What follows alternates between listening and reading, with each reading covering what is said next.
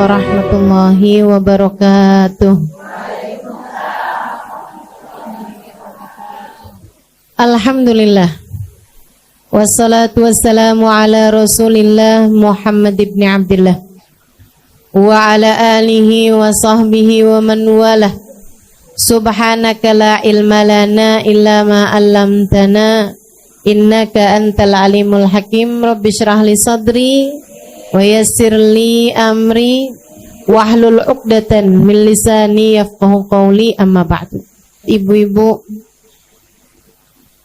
teman-teman, kakak-kakak, adik-adik, anak-anak, nenek-nenek, janda-janda,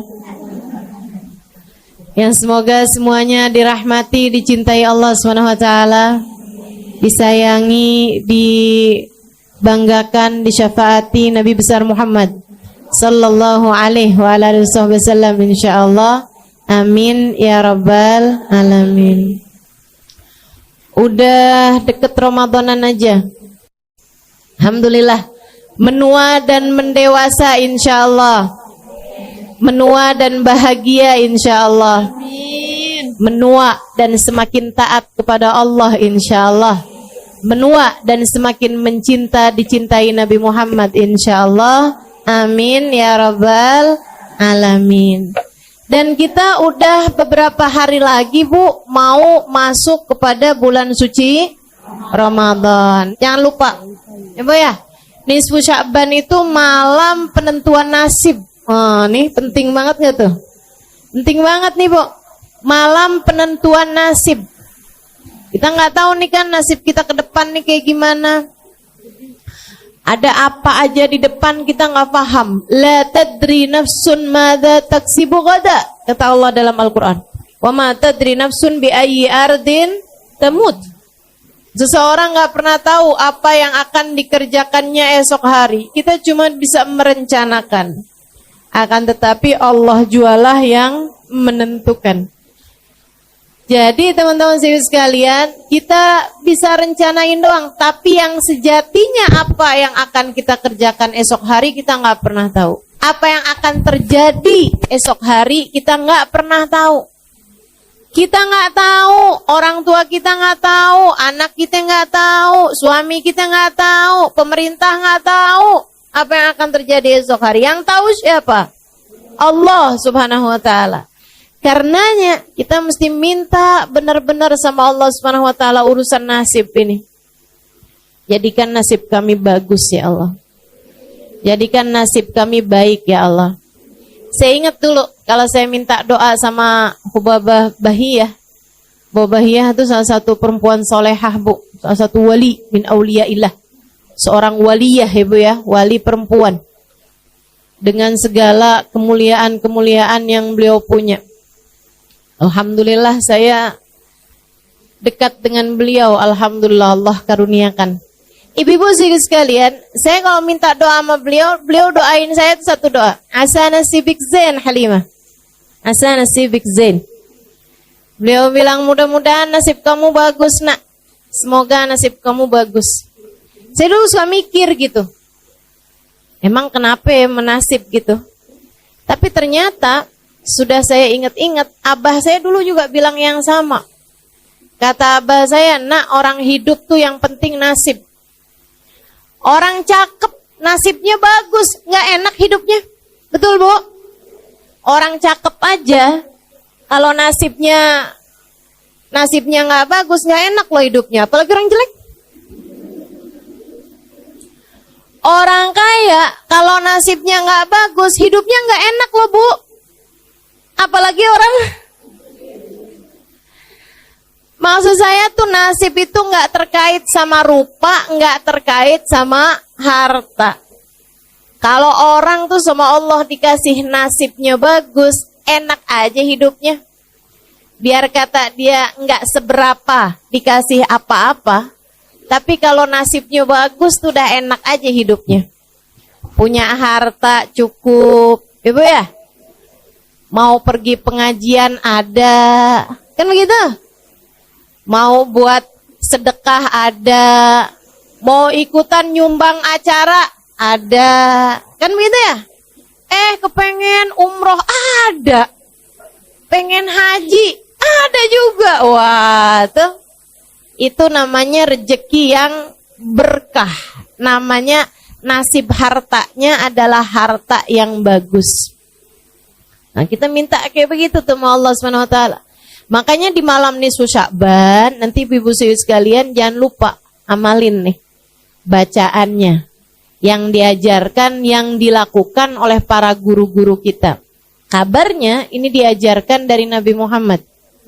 Sebab para sahabat ngamalin, para tabi'in ngamalin, para ulama-ulama sepanjang zaman ngamalin, Bu. Saya belajar dulu di Indonesia 8 tahun sebelum saya lanjutkan ke luar negeri. Nah, itu ibu sekalian, semua tuh ulama-ulama Jawa Barat, Jawa Tengah, Jawa Timur ngajarin sama semua dah malam nisfu Sya'ban baca Yasin 3 kali.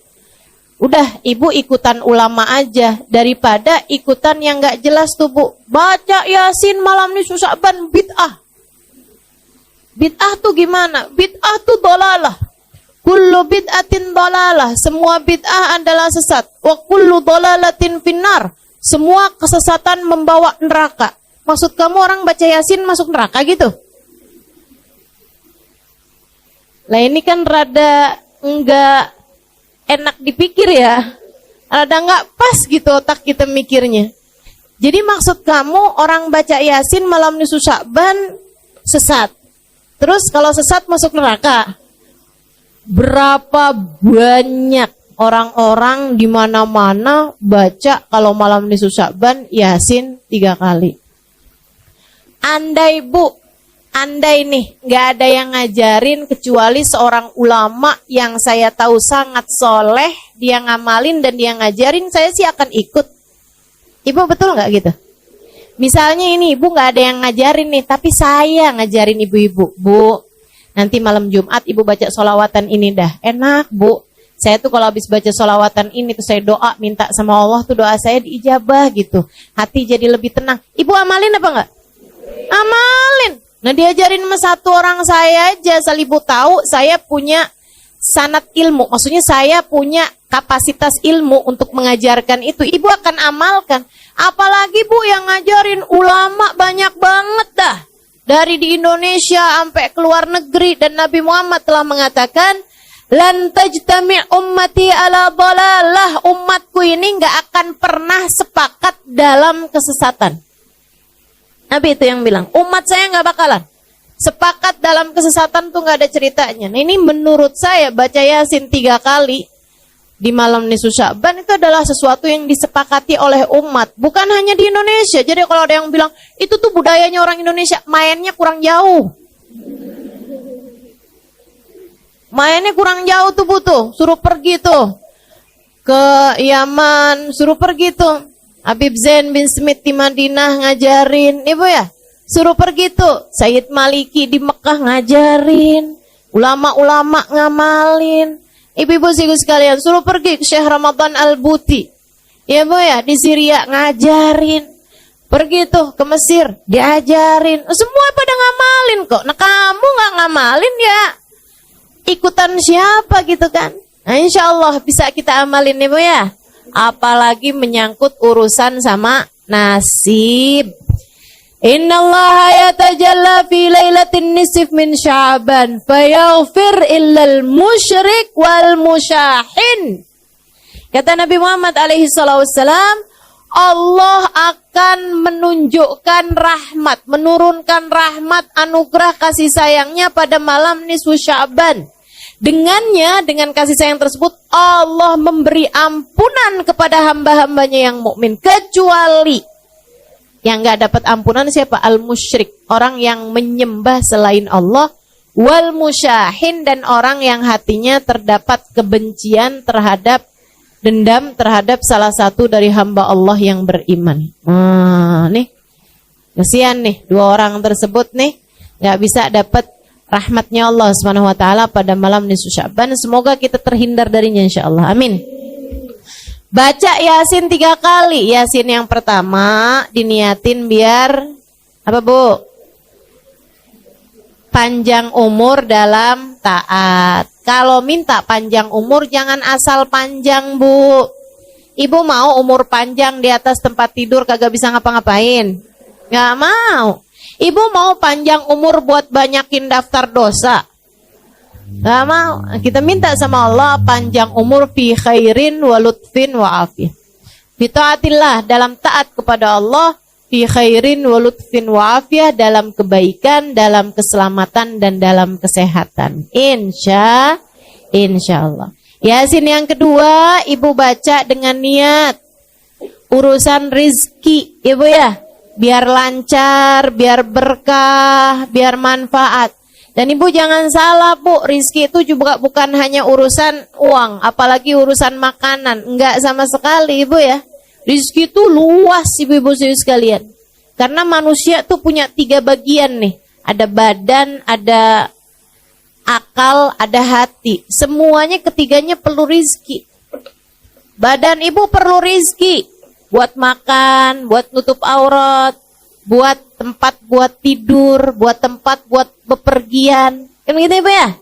Maka yang namanya makanan, yang namanya sandang atau pakaian, yang namanya rumah, tempat tinggal, mau itu ngontrak, mau itu beli, mau itu nebeng, ya Bu, semuanya sama aja. Itu juga merupakan bagian dari rizki. Termasuk juga kendaraan, mau itu punya sendiri, mau itu nebeng sama teman, mau itu naik kendaraan umum, sama aja Bu. Itu namanya rizki juga gitu. Rizki juga. Ibu-ibu sekalian yang saya muliakan tuh rizkinya badan gitu ya. Kemudian ada lagi rizkinya akal.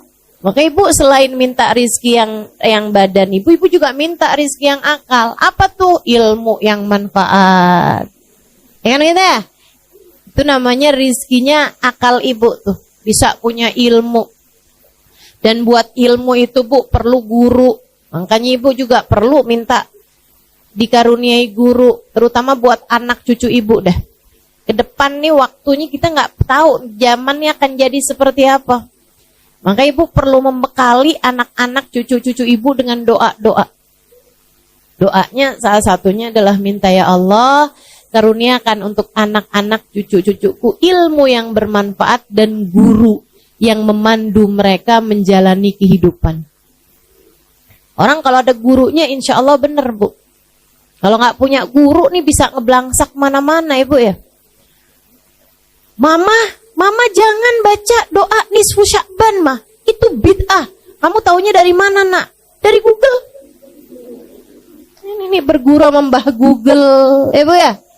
Berguru sama Syekh Yahoo nih. Berguru sama yang nggak ada ininya gitu, sambungannya, gitu kan? Nah itu masalahnya tuh. Mudah-mudahan dah semuanya pada dikaruniai guru yang soleh yang dapat membimbing jalan kehidupan kita. Insya.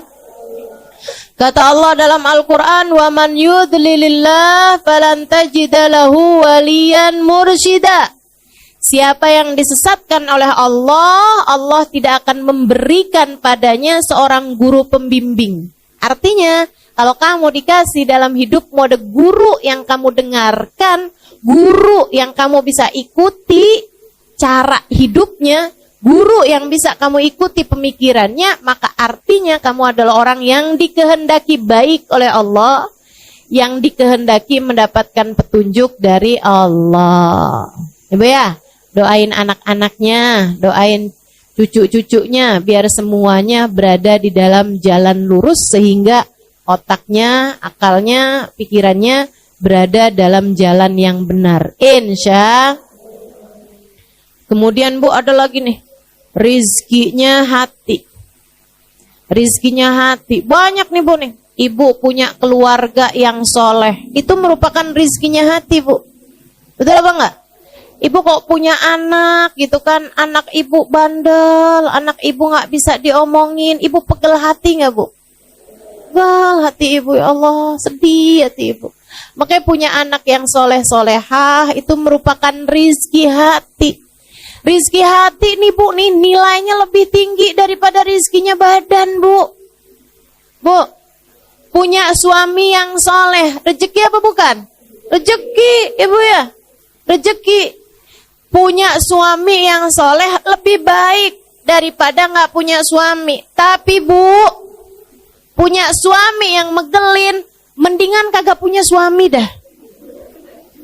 Betul nggak? Betul nggak? Betul. Jangan, ya Allah, kasih saya suami deh ya Allah. Yang penting laki-laki dah. Oh enggak, ibu mesti punya standar gitu kan, yang soleh, bisa bawa kebaikan dunia akhirat. Rezeki tuh ibu-ibu saya sekalian, rezeki. Makanya minta tuh sama Allah rezekinya hati. Rezekinya hati tuh macam-macam ya Bu ya. Akhlak yang baik, itu juga rezekinya hati. Ya kan? Minta dikaruniai akhlak yang bagus, minta dikaruniai perilaku yang benar, minta dikaruniai kehidupan yang menyenangkan. Itu rizki hati tuh. Kita minta ke semua rizki ini dari Allah Subhanahu Wa Taala pada malam nisfu Sya'ban nanti. Ini saya sampaikan biar ibu-ibu nggak nyesel. Kalau ibu-ibu taunya nanti pas malam 17 Sya'ban udah lewat nisfu Sya'bannya, ya ampun. Kok baru tahu sih, kemarin doanya cuman gitu doang nih. Gitu kan. Tapi kalau saya kasih tahu sekarang, ini kan udah deket nih. Jadi ibu-ibu nggak nyesel. Kalau saya kasih taunya 2 minggu yang lalu, takutnya ibu-ibu keburu lupa. Apa ya gitu, Ustazah kemarin tuh ngajarin kayaknya penting dah. Tapi apa gitu udah lupa lagi. Nah ini kan deket nih, insya Allah nggak lupa ya Bu ya. Baca Yasin yang pertama, niat panjang umur dalam taat. Baca Yasin yang kedua, niat rizki, zahir batin, rizkinya badan, rizkinya akal, rizkinya hati. Kemudian, ini yang paling penting. Paling penting nih, bergantung dengannya nasibmu di akhirat. Minta agar dimatikan di waktunya nanti dalam keadaan husnul khotimah. Karena kayak apapun senengnya hidupmu di dunia, nyandai orang hidupnya seneng banget nih di dunia, meskipun gak ada yang kayak begitu.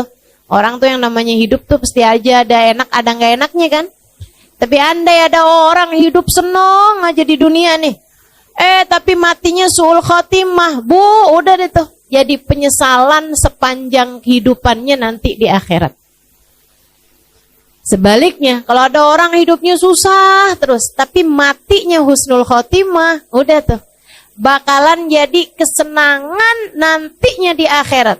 Lupa sama semua kesusahan kehidupan kalau dia matinya dalam keadaan husnul khotimah. Minta sama Allah, ya Allah, apabila datang ajal menjemput kami, matikan kami dalam husnul khotimah. Kenapa kok kami enggak saya, Ustazah? Ya boleh kami, boleh saya. Cuman kalau ibu-ibu doa kami, ibu niatin juga buat anak-anak, ya Bu ya? Buat suami, buat orang-orang yang ibu sayangi. Semoga semuanya dimatikan dalam husnul khotimah. Ibu-ibu sekalian yang saya muliakan. Nah nanti nih Bu, abis nisfu Sya'ban lewat. Oh ya, nanti malam nisfu Sya'ban tuh usahakan ada sedekah yang ibu sedekahkan. Walaupun sesedikit apapun, saya orang susah Ustazah, ya nggak apa-apa, susah juga ada. Tapi kan ibu makan, betul apa enggak? Nah dari yang ibu makan itu, sebagian dah, ada yang ibu sedekahkan. Walaupun nasi sebungkus melauknya ibu ya, kasihin kepada orang lain.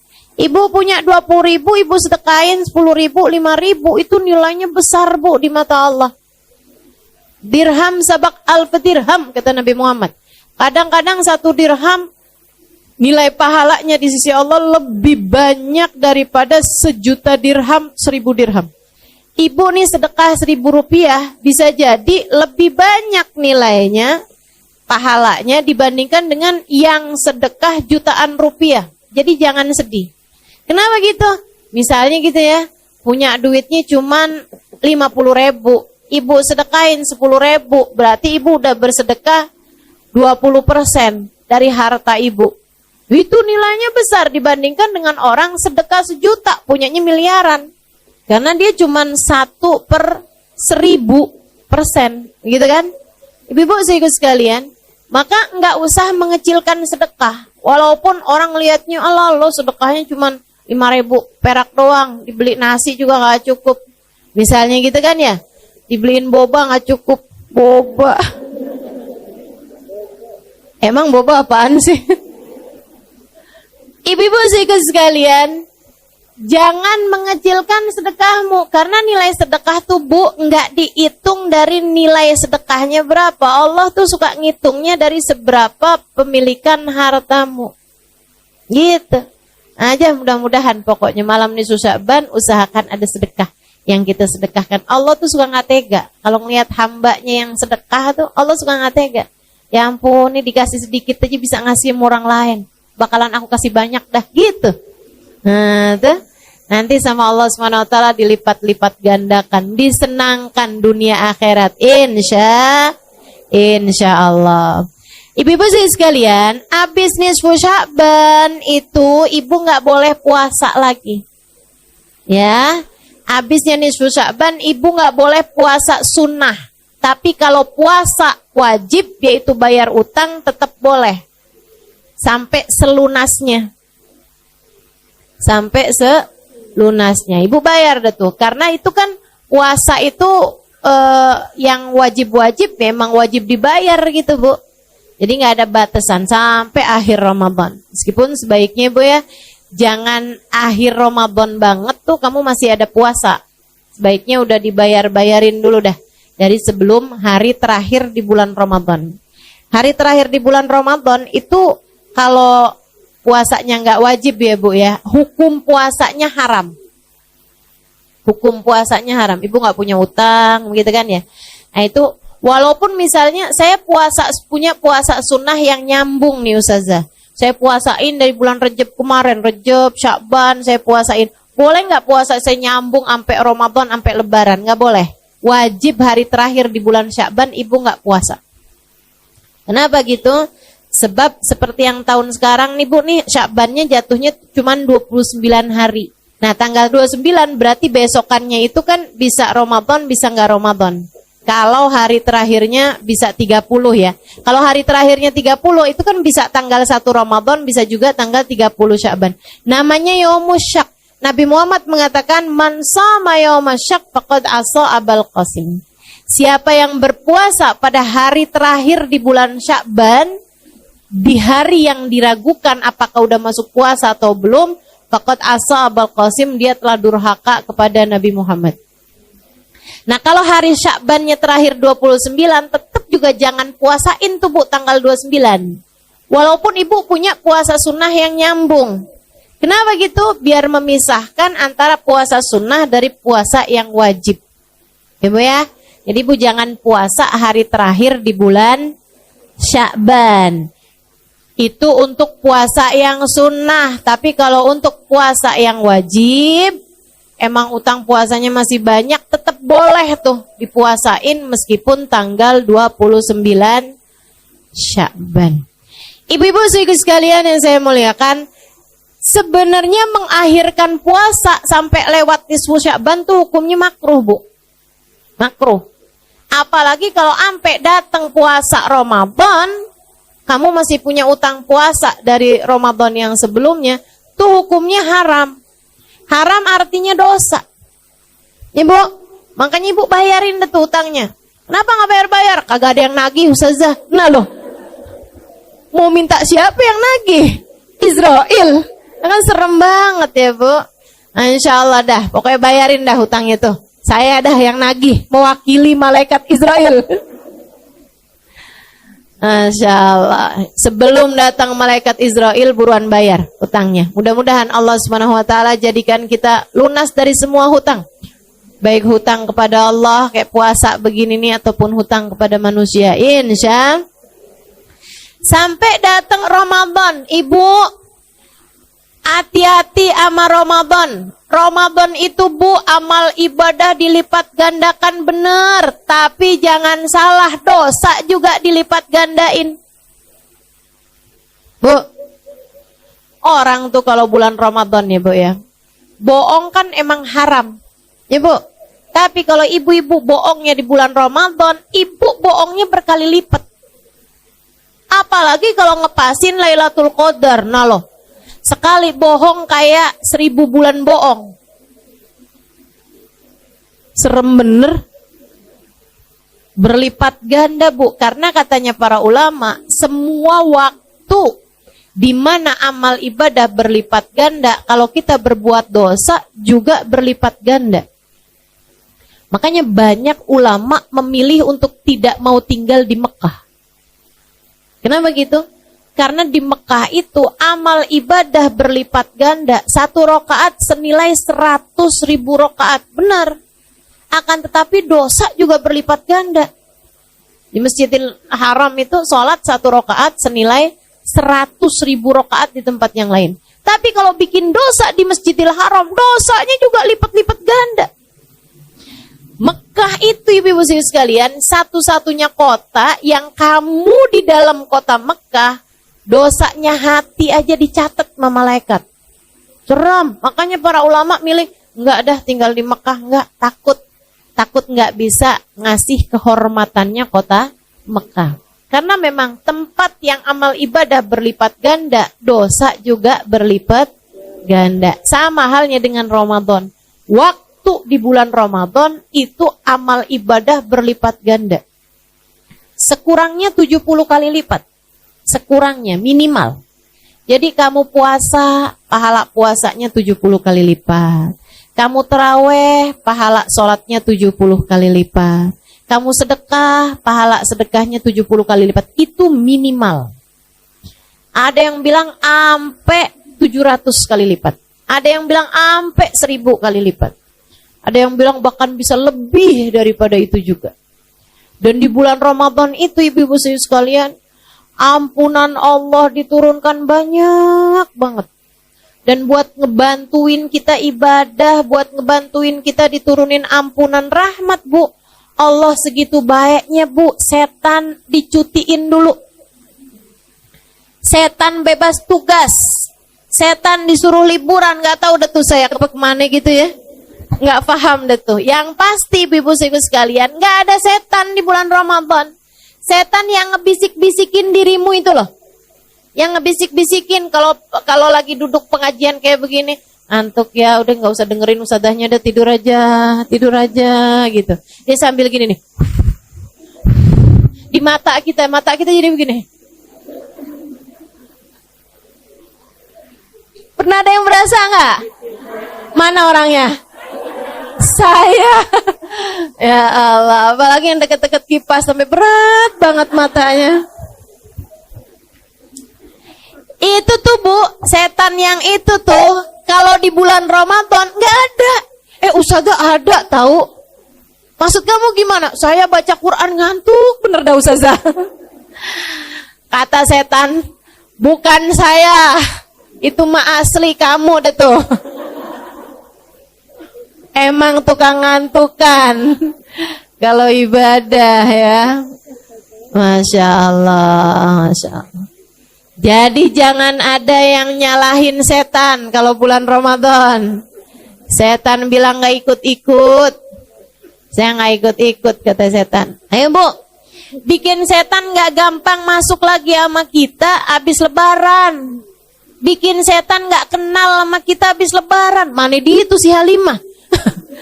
Kok kayak udah susah nih dimasukin. Itu ada caranya ibu-ibu sekalian. Ramadanmu dinaikin mutunya. Ramadanmu dinaikin tingkatannya. Imam Al-Ghazali dalam kitabnya Bidayatul Hidayah menerangkan tentang 3 kelasnya orang-orang saat berpuasa. Ibu, gimana tuh? Kata Imam Ghazali, ada puasa kelas umum, ada puasa kelas khusus, ada puasa kelas khususil khusus. Jadi ibarat naik kereta, ini ada kereta kelas ekonomi, ada kelas bisnis, ada kelas eksekutif. Ibu-ibu sekalian, yang kelas ekonomi nih Bu nih, takut nggak kebawa dah.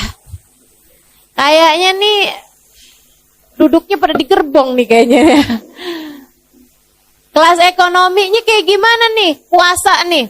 Katanya Imam Ghazali, yang puasa hanya sekedar memuasakan perut dan farji. Artinya, dia puasa, nggak mau makan, nggak mau minum, sama nggak mau berhubungan intim ketika sedang berpuasa bagi yang sudah menikah. Begitu ya? Puasa berarti nggak boleh makan, nggak boleh minum, nggak boleh hubungan. Gitu doang dia. Tapi yang lain-lain masih jalan terus. Yang lain-lain tuh kayak gimana? Ngomongin orang jalan, bohong, gitu ya. Ngelihat dengan syahwat, iya juga gitu. Nontonnya nggak bener, juga jalan juga. Semua maksiat masih dikerjakan. Marahin suami, tambah jadi. Soalnya deket-deket lebaran, dana-dana belum tunai, belum cair. Masih beku di kulkas ya Bu ya.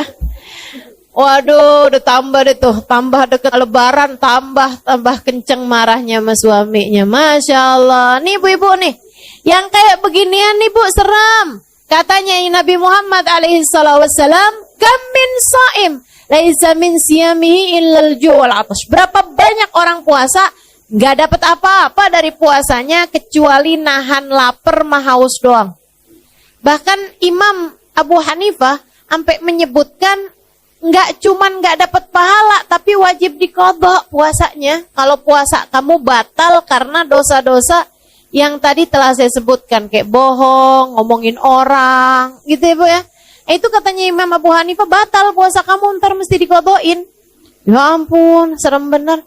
Katanya Imam Syafi'i dan yang lain-lain, enggak, puasanya enggak batal, puasanya sah, tapi enggak ada pahalanya. Nah, buat apa? Puasa kita nih Bu, kalau Allah tolak nggak mau terima, menurut Ibu siapa itu yang mau ngasih pahala? Nggak ada Bu.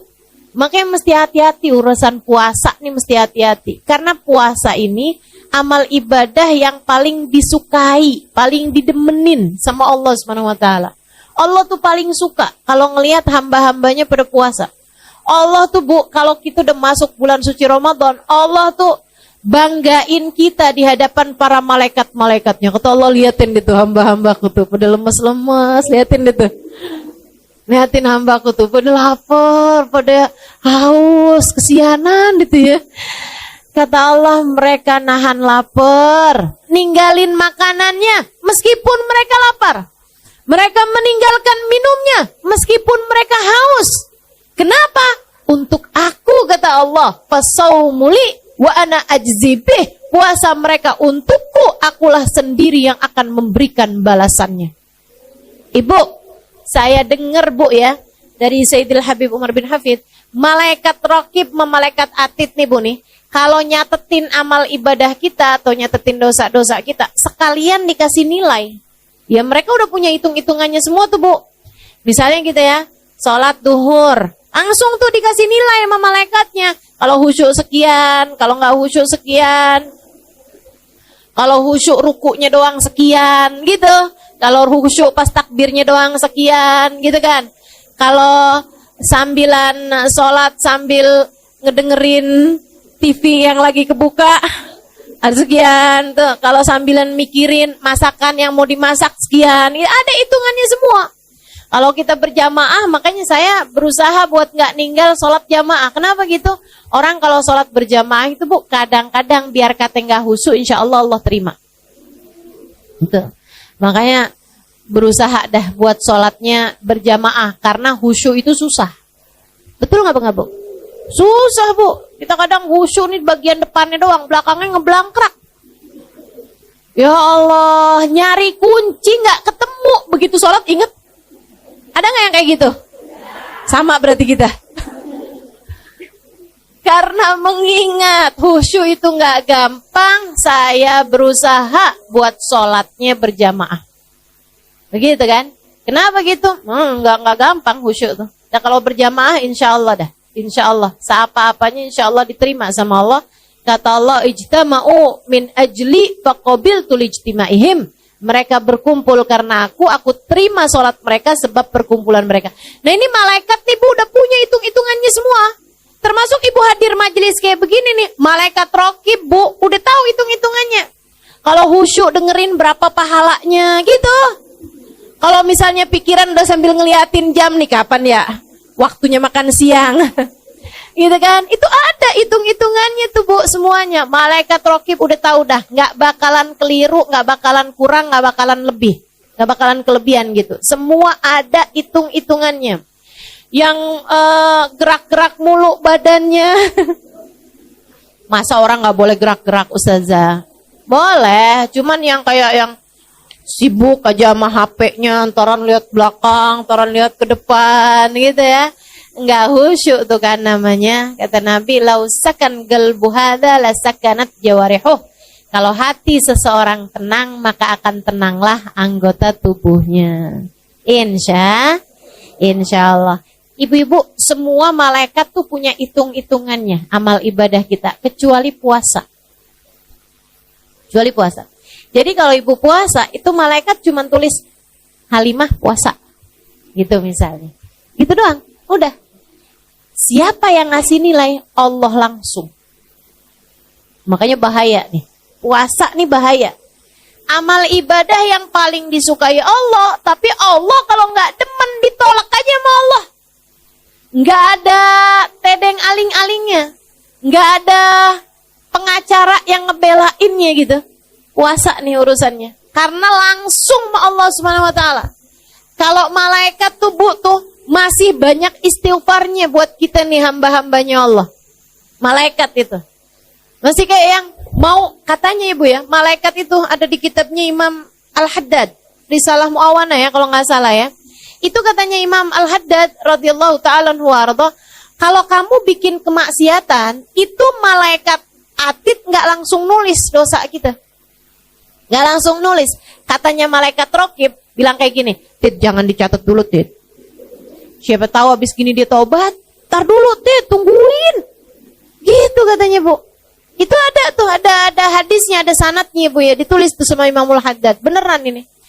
Kalau kita niat berbuat buruk, apalagi nggak ditulis sama dia. Baru niat doang tuh nggak ditulis. Tapi kalau niat kita berbuat kebaikan udah langsung ditulis. Kalau kita ngerjainnya ditulis dan diberi pahala minimal 10 kali lipat. Masya Allah. Tuh ibu-ibu sekalian. Jadi malaikat raqib sama malaikat atid tuh masih ada gitu. Masih ada yang jangan ditulis dulu deh dosanya, tar dulu. Siapa tahu dia taubat, tar dulu. Masih banyak rahmatnya orang, ya kecuali kalau udah gemes kali ya. Maksiat mulu nih kerjaannya, langsung tulis. Wallahu a'lam deh tuh. Tapi yang pasti ibu-ibu sekalian, malaikat raqib sama malaikat atid masih banyak rahmatnya gitu. Masih kayak yang saya ngelihatnya kayak masih ada jiwa pengacara mau membela kliennya nih Bu nih. Tapi kalau urusan puasa, malaikat pun angkat tangan. Allah sendiri yang akan menuliskan balasannya. Makanya begitu puasa ada ngomongin orangnya, kata Allah, aku tolak. Gak ada pahalanya apa-apa.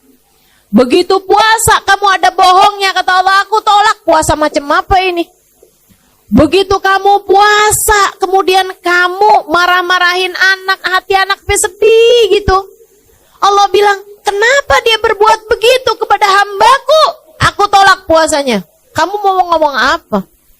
Ibu-ibu seriku sekalian yang saya muliakan, Nabi Muhammad tuh Bu benar-benar minta kita jagain puasa.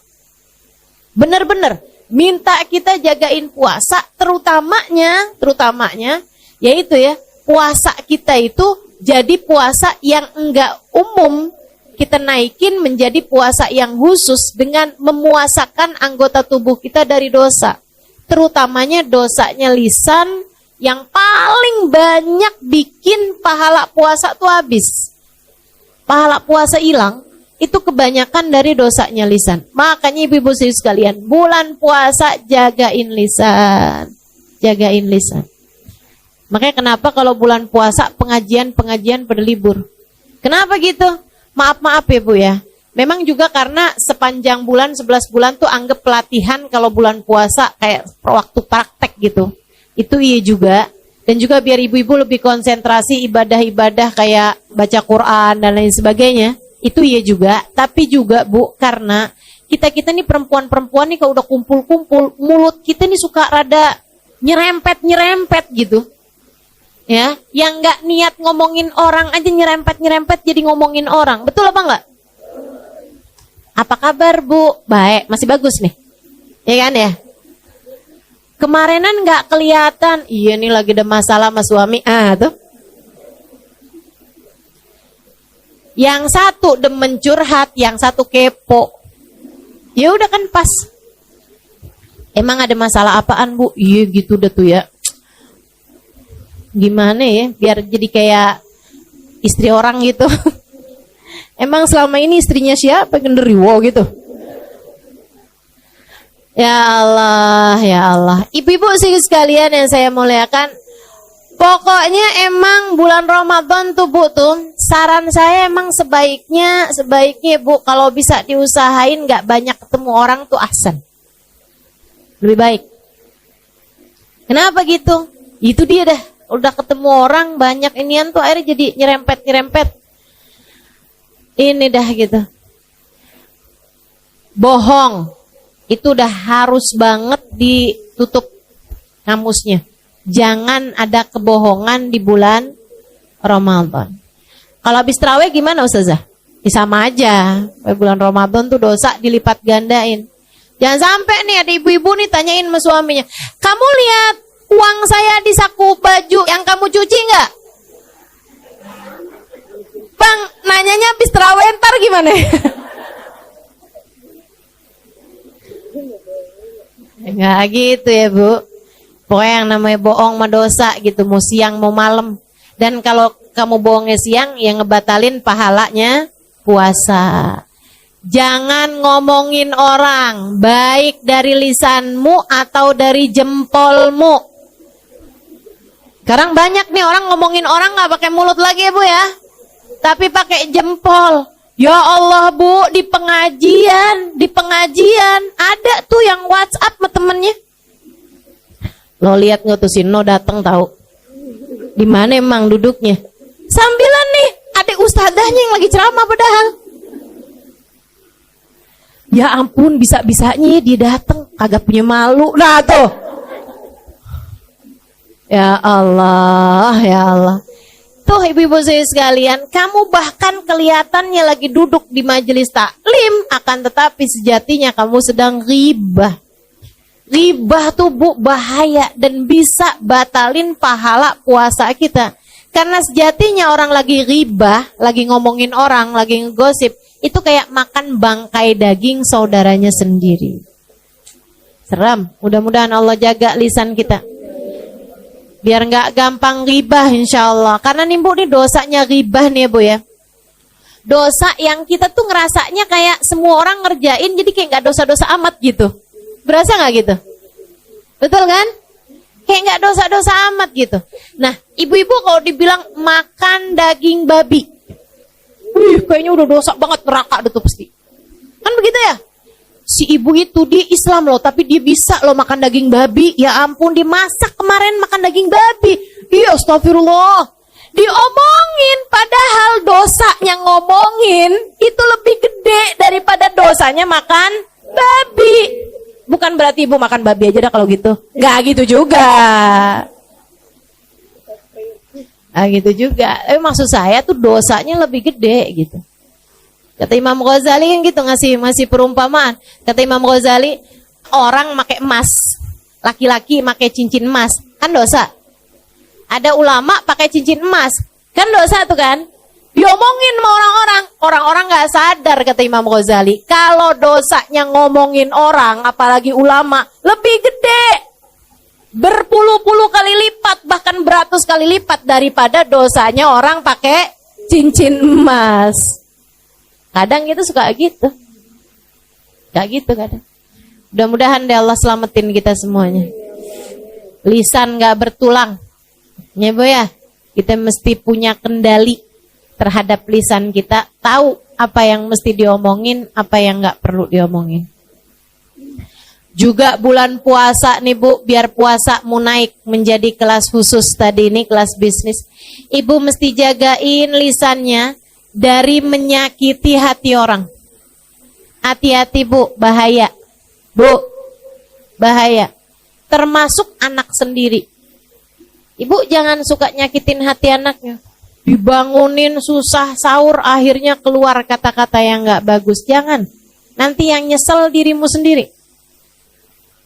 Ini gak kayak anak orang nih. Kayak anak Anak apa? Kalau ibu nyebutin nama salah satu binatang, anak sakit hati kan. Meskipun anak kalau bisa nyaut, ya kalau saya anak monyet, ibu induknya dong. Untung aja anak-anak kita tuh sopan-sopan loh Bu. Betul apa enggak? Anak-anak kita tuh santun-santun. Ibu suka marah kalau ibu ngajak anak ibu ngomong, anak ibu pegang HP.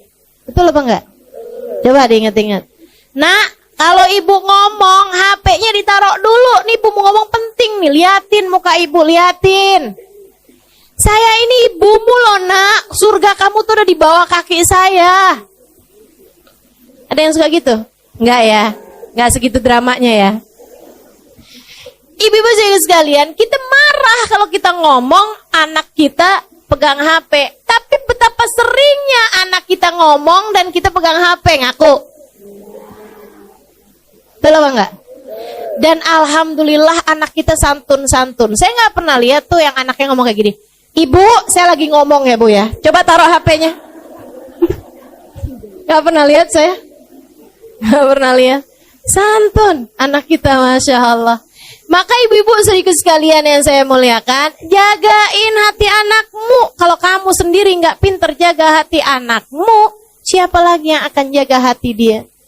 Kalau dalam rumah dia tidak mendapatkan kedamaian, di mana lagi dia akan menjadikan sebuah tempat sebagai tempat dia berpulang. Orang kalau nggak dapetin damai di dalam rumahnya, mesti di mana lagi? Kesian, mau di jalanan. Kesian banget anak-anaknya. Udah Bu, lupakan semua kemarahanmu, lupakan semua kekesalanmu sama anak. Ibu-ibu sedikit sekalian, anakmu, kata Imam Ghazali alaihi ridwanullah, adalah bayanganmu. Kalau kamu pengen bikin anakmu lurus, kamunya mesti lurus. Hubabah Zahra, ibunda dari guru saya Al-Habib Umar bin Hafid. Guru kami Al-Habib Umar bin Hafid, guru kita semua Al-Habib Umar bin Hafid. Itu ibu-ibu sekalian punya anak soleh-solehah semua. Banyak anaknya Bu, soleh-solehah semuanya ibu-ibu sekalian. Lebih dari 10 orang anaknya. Semuanya soleh, semuanya solehah. Bahkan yang satu jadi mufti di kota Hadramut. Yang satu lagi Al-Habib Umar bin Hafid, orang soleh wali min auliyaillah. Ibu-ibu sekalian yang saya muliakan, semuanya soleh-solehah. Putra-putri dari Hubabah Zahra ini ya Bu ya. Ditanya, ada seorang ibu nanya sama Hubabah Zahra, Hubabah gimana caranya biar anak saya soleh-soleha? Hubabah Zahra sambil senyum, karena emang orangnya senyuman mulu tuh Bu tuh. Padahal hidupnya susah, hidupnya berat, senyum aja. Katanya beliau kayak begini, nak, kamu kalau kepengen anak kamu soleh-soleha, ya kamunya mesti soleha. Gampang aja ngomongnya, kamunya yang soleha. Terus kalau kamu udah solehah, kamu tinggal doain anak kamu. Sebab doanya perempuan yang solehah diijabah sama Allah. Dengannya anakmu jadi anak yang soleh-solehah. Gampang deh tuh. Kamunya yang solehah, terus kamu doain anak kamu biar soleh-solehah. Insya Allah. Jangan dikatain nanti kamu yang nyesel. Jangan dikatain nanti kamu yang nyesel. Anak-anakmu tuh. Jangan diomelin nanti kamu nyesel. Ibu kayak gak pernah aja ngomelin anak abis-abisan pas dia tidur. Kamu liatin, ya Allah kesian. Pernah? Pernah? Saya gak pernah Ustaz, orang saya belum punya anak. Ya iyalah. Tapi yang pada punya anak pasti tuh ngerti tuh apa yang saya omongin. Ya Allah Bu, jangankan ngomelin gitu, ngomong kasar aja sama anak. Abis itu pas ngelihat dia tidur, ya Allah gak tega. Itu ya Bu ya. Suami juga kayak begitu. Ibu jangan suka ngomelin. Bu, urusan suami nih, saya bilangin juga ya Bu ya. Allah aja gak tega loh ngelihat dia tidur kecapean. Masih ibu tega? Katanya Nabi Muhammad, Allah bilang, ayyumamri'in batakalan min syughlih bata maghfuran lah. Itu hadisnya, tepatnya begitu. Ayyumamri'in, kalau ada seorang laki-laki batakalan min syughlih, tertidur malam dalam keadaan kelelahan karena seharian bekerja untuk menghidupi anak istrinya. Bata maghfuran lah, dia tidur dalam keadaan diampuni dosa-dosanya. Allah aja nggak tega sama dia. Kecapean pengorok kayak gitu seharian kerja nih. Ada yang jadi supir Gojek. Ibu ya, ada yang jadi tukang, ada yang kerja jadi guru, ada yang kerja apalah segala macam pekerjaan suami kita. Kecapean seharian tuh dia kerja, malam-malam tidurnya sampai ngorok. Kita sebel aja, ampun nggak bisa tidur nih, gimana ya? Itu sumpet apaan nih ya? Biar suara ngoroknya nggak kedengeran gitu kan. Kita balikin, dimiring ngoroknya. Ya Allah, kita tendang aja bagaimana nih, ya ampun, astagfirullah. Ibu-ibu saudaraku sekalian, Allah aja nggak tega loh. Padahal dia kerja tuh, sampai capek ngorok. Bukan buat Allah, buat kamu. Masa Allah aja nggak tega, kamu tega sih sama dia? Kesian, ya. Meskipun kalau ada suami juga saya bakalan bilangin nih, sian sama istrinya, sian. Kamu omelin seharian, kamu tidur lihat dia gitu, kamu tega? Nggak tega juga. Istri kamu tuh loh, perempuan gitu ya, dengan segala kelemahannya, dengan segala hatinya yang lembut, Dia mau ngurusin kamu, walaupun kamu belum tentu mau kurus. Dia mau ngurusin anak-anaknya. Yang adalah anak-anak kamu, gitu kan. Kasihan tuh. Allah aja gak tega, sampai dijadikan surga berada di bawah telapak kakinya. Masa kamu tega sih? Maka berumah tangga nih, mesti yang saling sayang. Dah, hilangkan segala kemarahan-kemarahan. Hilangkan segala kebencian-kebencian. Bulan Ramadan, Allah aja nggak tega ngelihat hambanya tuh pada lemes-lemes, pada lapar-lapar, haus-haus gitu. Masa kita tega sih ngelihat anak itu udah lemes kayak begitu, kamu omelin mulu. Bu, orang kalau lagi puasa tuh tidur aja berpahala loh. Kan begitu ya? Naumus shaim ibadah. Kata Allah, tidurnya orang lagi puasa nilainya ibadah. Allah aja gak tega, dia tidur aja ditulis pahala. Masa kamu tega-teganya sih? Bang, puasa tidur mulu. Ya Allah, Bu, Allah yang gak tega. Kamu ngeliat anak kamu tidur, puasa tidur aja kerjaannya. Ayo bangun, sholat, ayo baca Quran. Gini gitu segala macam kamu omelin. Ya Allah, Bu, dia tidurnya ibadah, kamu ngomel dosa. Nih, mikirnya yang bener nih. Dia lagi ngerjain ibadah loh, Bu. Kamu bangunin. Yang ada kamu yang dosa. Dia lagi ibadah, kamu gangguin. Ya Allah, khair insyaallah. Mudah-mudahan ibu-ibu nih jadi gak pada ngomelan dah kalau datang bulan Ramadan. Amin. Latihan dari sekarang, Bu ya. Udah, Bu, belajar buat ngelihat lucu-lucu dalam kehidupan. Gitu. Lihat suaminya ngomel, ibu lihatnya yang lucu aja dah. Ya ketawa aja, liatin gitu. Ketawa, dia lagi marah kita ketawa gitu. Kamu ketawa kenapa sih? Abang lucu dah, Bang. Hidungnya kembang kempis, Bang. Mata abang tuh ntar nyipit, ntar ngebelalak, lucu dah, Bang. Gituin aja udah, yang lucu aja ngelihatnya. Udah gak usah, hidup udah gak usah disusah-susahin ya, Bu. Yang enak aja. Kita punya Allah Maha Rahman. Alhamdulillah. Kita punya Nabi penyayang. Alhamdulillah. Udah, lihat lucu aja dah dalam kehidupan ini. Nggak usah diberat-beratin. Datang bulan suci Ramadan, hilangkan segala kemarahan, hilangkan segala kebencian. Yang rahmat sama siapapun. Nggak usah bawa-bawa perasaan sedih nih, sampai tanggal segini belum bisa beli baju lebaran. Dah nggak usah dipikirin. Nggak usah dipikirin.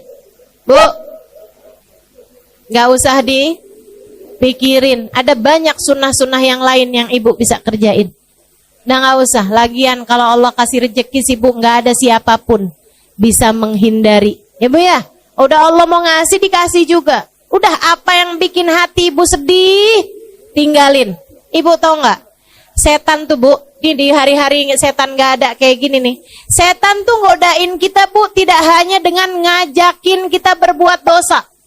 Akan tetapi setan tuh seringkali godain kita nih dengan cara dibuat hati kita putus asa, hati kita sedih, hati kita overthinking, kata istilah anak zaman sekarang nih. Itu tuh seringkali bisikan-bisikan setan, kayak ngilang-ngilangin nikmat yang Allah SWT berikan. Padahal kalau kita mau hitung nikmatnya Allah, nggak kebayang banyaknya. Udah, ibu nggak usah mikirin yang nggak ada. Ibu syukuri aja apa yang ada. Insya Allah. Sebab Bu, kalau kamu mau cari yang nggak adanya terus, kamu akhirnya nggak bisa bersyukur dalam kehidupan. Saya kasih tahu ya Bu ya, hidup ini nggak pernah ideal buat siapapun. Bu, nggak ada loh orang yang hidupnya ideal, hidupnya pas semuanya, nggak ada Bu. Ada orang nih ya Bu ya, sakit-sakitan, hidupnya nggak enak, kan begitu kan? Sakit mulu gitu, dikit gini sakit, dikit gitu sakit, enak apa nggak enak? Nggak enak. Kadang-kadang nih sehat orangnya ya Bu ya, giliran punya suaminya megelin. Ada yang suaminya baik, saudaranya nyebelin. Ada yang orang tuanya, ya Bu ya, ada yang saudara-saudaranya jahat, ada yang mertuanya Bu, ada yang iparnya. Pasti ada aja yang namanya hidup memang kayak begitu. Emang kayak gitu, nggak pernah ideal. Kayaknya susah deh mau nyari orang yang semua orang sayang sama dia, semua orang baik sama dia gitu.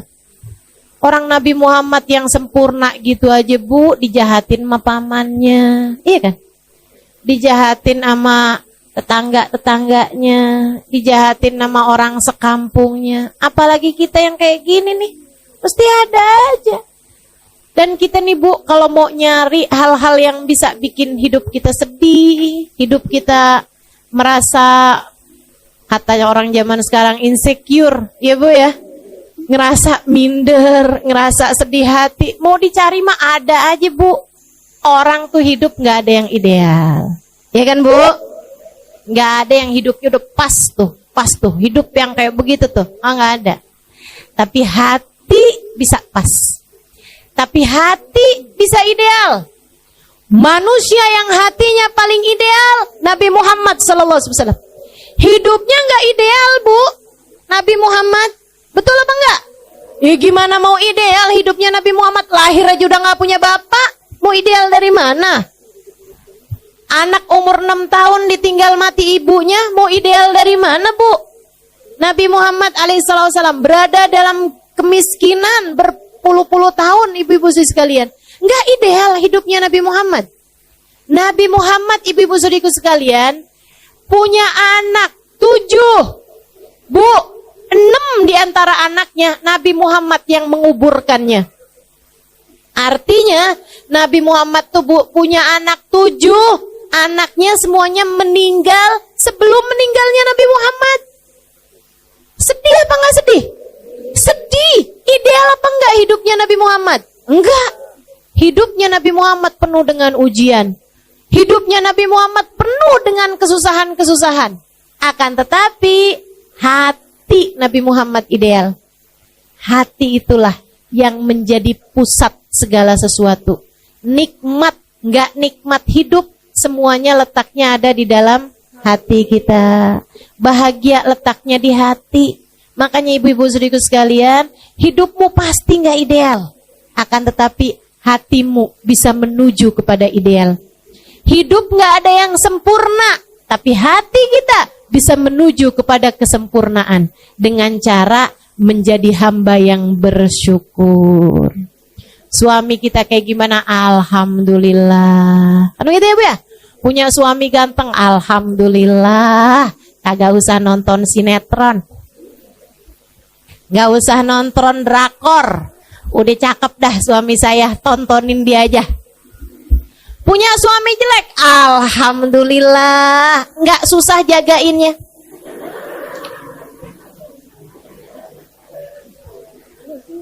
Agak ada yang mau sama dia.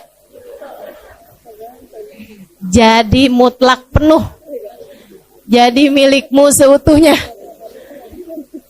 Ibu-ibu saudariku sekalian yang saya muliakan, dah yang enak-enak aja dah Bu ya. Karena mau nyari ideal nggak ada, udah cari yang enaknya aja, bikin lucu aja hidup, nikmati aja hidup. Mudah-mudahan kita bisa jadi orang-orang yang senantiasa bersyukur. Insya Allah. Jagain puasanya, jagain anggota tubuhnya. Jangan biarin lisan ngomel mulu, jangan biarin lisan bohong, jangan biarin lisan ngomongin orang. Ibu ya, jangan biarin mata ngelihat kemaksiatan, jangan biarin kaki melangkah ke tempat-tempat yang ada dosa-dosanya, jangan biarin tangan ngerjain hal-hal yang dilarang sama Allah. Puasamu jadi puasa yang khusus. Naik lagi, wah, naik lagi. Kalau ini sih kata Imam Ghazali, ini puasa buat para wali, buat para nabi, buat hamba-hamba yang udah emang tingkatannya tinggi-tinggi dah tuh. Kelas yang eksekutif tadi tuh Bu, ya udah kita sih, yang penting puasa kita di kelas bisnis tadi tuh udah bagus gitu. Kita puasain anggota tubuh kita dari ngerjain dosa. Selama bulan Ramadan, jauhi segala perbuatan dosa, sebab dosanya jadi berlipat ganda. Lagi pula perbuatan dosa di bulan Ramadan takutnya bikin Allah nggak berkenan menerima puasa kita, akhirnya Ramadan kita jadi sia-sia. Puasa yang khusus yang kayak gimana lagi tuh Ustazah? Memuasakan seluruh waktu mereka hanya untuk Allah. Memuasakan seluruh anggota tubuh mereka hanya untuk Allah. Jadi matanya Bu, mereka izinkan cuman buat ngelihat Al-Quran. Matanya diizinkan cuman untuk memandang kitab-kitab zikir. Matanya mereka izinkan hanya untuk memandang dengan pandangan penuh rahmat, penuh kasih sayang terhadap siapapun dan apapun tuh. Yang kayak beginian nih. Gitu ya Bu ya. Telinga mereka pakainya sepanjang Ramadan buat taat semuanya. Lisan pakainya antara buat berzikir, antara buat ngomong yang bagus-bagus, antara buat baca Al-Quran, antara buat sholawatan Nabi Muhammad tuh. Yang kayak beginian nih, ibadahnya ibadah eksklusif ya Bu ya. Kelas-kelas hamba-hamba Allah Subhanahu wa taala. Imam Asy-Syafi'i Bu, kalau bulan Ramadan hatam 60 kali hataman Quran. Siang 1 hataman, malam 1 hataman. Saya masih ketemu. Ada namanya Habib Abu Bakar bin Umar Al-Haddar. Itu Bu, ketua atau munsibnya, kepala suku gitu ya, dari Al-Haddar di kota Tarim Hadramaut. Belum lama saya ada teleponan juga sama beliau karena putranya lagi datang ke Indonesia beberapa hari yang lalu. Itu ayahnya Bu, semua orang di kota Hadramaut di Tarim tahu bahwasanya beliau itu menghatamkan 1 kali hataman Quran tiap harinya. Tiap harinya dikiranya membaca 1 hataman Al-Quran. Dan itu semua orang tahu. Jadi istrinya, keluarganya udah tahu dah. Jam sekian sampai jam sekian ayah saya baca Al-Quran gak bisa diganggu gugat. Jam sekian sampai jam sekian ayah saya baca Al-Quran gak bisa diganggu gugat. Sehari hatam 1 kali hataman Quran. Sehataman Bu. Dari Fatihah ke An-Nas. Gak kayak kita dibalik. Dari An-Nas ke Al-Fatihah. Ini kan cepet ya Bu ya. Masya Allah. Ini dari Fatihah ke An-Nas Bu, 30 juz. Kita mah putus asa, gak bakalan bisa kita tiru dah. Ibu-ibu jangan coba-coba tiru. Gak bakalan sanggup sehari 30 juz. Ya Allah, udah dah. Gak bakalan bisa ibu-ibu saudariku sekalian. Tapi sekurangnya Bu, 3 juz mah bisa insya Allah. Ya Bu. Kayak gak niat gitu dah. Enggak ada nih saya lihatnya. 3 juz bisa apa enggak? Bisa Ustazah, yang 1 juz Al-Quran, yang 1 juz Al-Bukat mama enggak. Ya Allah, insya Allah ya Bu ya. Pokoknya Bu, selama bulan suci Ramadan, Ibu harus ada hataman Qurannya. Pokoknya nih, minimal gitu ya Bu ya. Sekali, kalau bisa 2 kali. Kalau bulan Ramadan kemarin 2 kali, setahun ini 3 kali. Insya Allah. Paksain, kalau nggak dipaksain emang kagak jadi dah. Mesti dipaksain, mesti komitmen. Sekurangnya selama bulan Ramadan. Insya Allah lisan kita pakai buat baca Quran. Ibu-ibu saudaraku sekalian, mudah-mudahan naik puasa kita nih. Jadi naik puasa kelas bisnis, insya Allah. Biar puasa kita diterima sama Allah. Ada Qurannya, ada terawihnya. Ibu kalau terawih jangan nyari masjid yang paling cepat. Kelakuan nih. Ada nih yang kelakuannya kayak begini nih. Kalau nyari, enak tuh sholat terawih di sono dah. Kenapa? Cepet. Pokoknya setengah jam semuanya kelar semua. Setengah jam ama sholat isyanya. Itu terawih model apa tuh ya, cepet bener dah. Bismillahirrahmanirrahim, Yasin. Kirain baca Yasin. Allahu Akbar. Ruku, ya Allah, ya Allah. Jangan ya Bu ya, jangan ya Bu ya. Insyaallah Bu, terawihnya biar bener. Ya Bu. Dikirannya juga biar banyak. Dikiran Ramadan gini nih. Asyhadu an la ilaha illallah. Astaghfirullah. Nas'alukal jannata wa na'udzubika. Asyhadu an la ilaha illallah. Astaghfirullah. Nas'alukal jannata. Asyhadu an la ilaha illallah. Astaghfirullah. Nas'alukal jannata wa na'udzubika minan nar. Allahumma innaka afuwun tuhibbul afwa fa'fu anna. Allahumma innaka afuwun. Allahumma innaka afuwun tuhibbul afwa fa'fu anna ya karim. Tuh kita perbanyak.